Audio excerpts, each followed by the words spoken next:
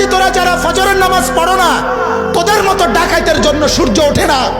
সূর্য ওঠে আমার ওই মাসুম বাচ্চাদের জন্য।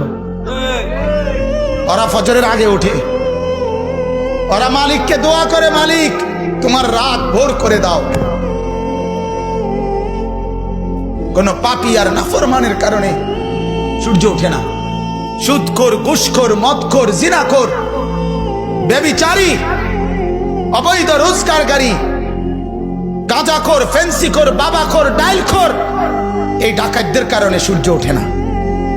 এদের কারণে চাঁদ ওঠে না। বাপ, আকাশ আর জমিন চলতেছে, সাগরের ঢেউ, নদীর জোয়ার ভাটা চলতেছে, আল্লাহর কসম, আল্লাহর নেক বান্দাদের চোখের পানির বরকতে, আল্লাহর প্রিয় বান্দাদের কোরআন পড়ার বরকতে।